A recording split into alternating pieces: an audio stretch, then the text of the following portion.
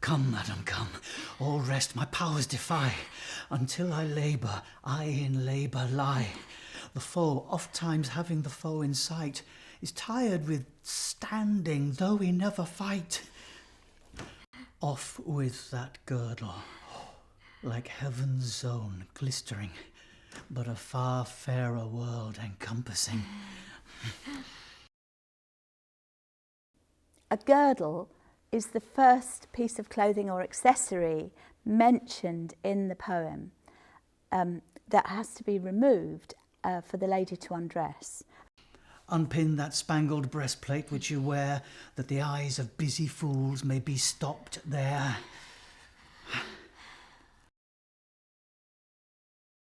The next instruction given is for Our Lady to unpin her spangled breastplate. What he's talking about is what we would call a stomacher. The way that she's unfastening this item of clothing is with pins. Unpin, and what she would have done is have the stomacher secured to the sides of the gown over her stays. Here we have some surviving pins, this one here being what might be recorded in Queen Elizabeth I's accounts as a great farthingale pin. A stomacher was an accessory that could really change the look of an outfit, and in fact just simply by exchanging one like this with something like this cut and uncut silk velvet one would transform an outfit. Unlace yourself, for that harmonious chime tells me from you that now it is bedtime. Is the lace up her bodice? We're assuming that this lady has bodies that open at the front because he's saying unlace yourself. He's not talking about unlacing it for her. And here you can see we've got a lovely blue lace with matching worked silk eyelet holes. And these could take various forms. One of them is what we'd call a point. And this is the length of string or ribbon with two metal ends here, rather like a modern shoelace. And the harmonious chime that he mentions, this could refer to the clock chiming midnight, but also to the chink of these ends as she undoes some laces. Off with that happy busk, which I envy, that still can be and still can stand so nigh.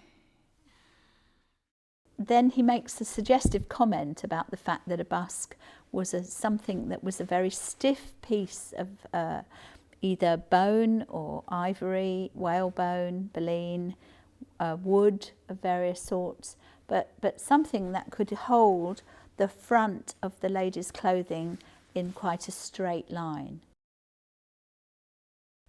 Your gown going off, such beauteous state reveals, as when from flowery meads the hill's shadow steals.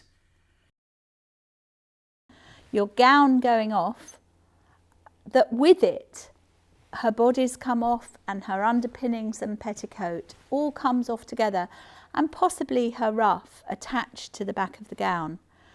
After this, we have her standing there in her linen smock.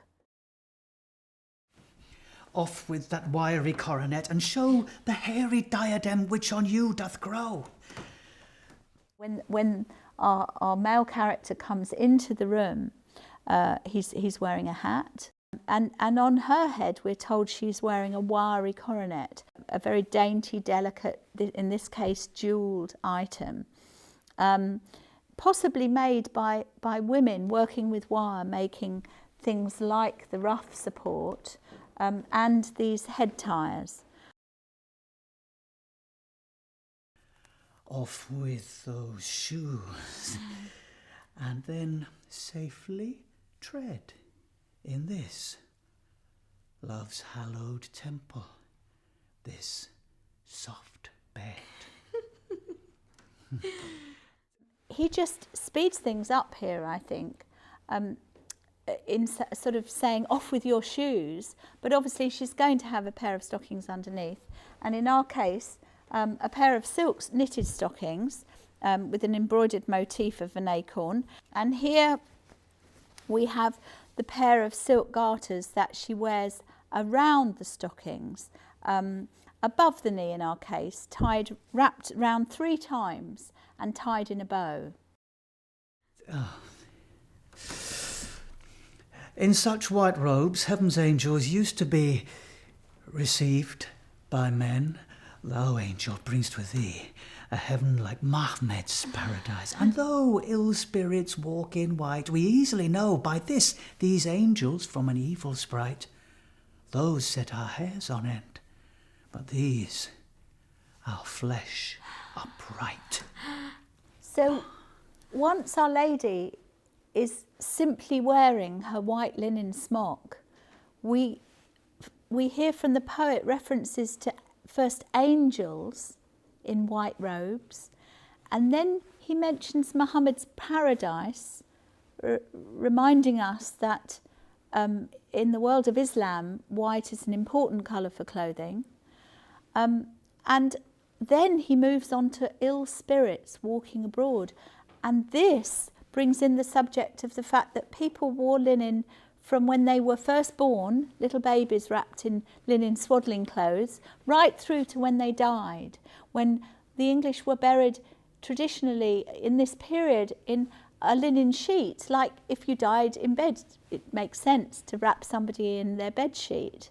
And these linen winding sheets, so the body was wrapped or the sheet was wound around them and a knot tied at each end, and then perhaps the middle stitched up, so you were encased in linen as you were put into the ground or your coffin. And in fact, John Donne himself commissioned this beautiful sculpture of himself standing in his winding sheet, and that survives in St Paul's Cathedral. License my roving hands and let them go behind, before, above, between, below. Oh, my America, my new-found land, my kingdom safeliest when with one man manned, my mine of precious stones, my empery, how blessed am I in this discovering thee. To enter in these bonds is to be free.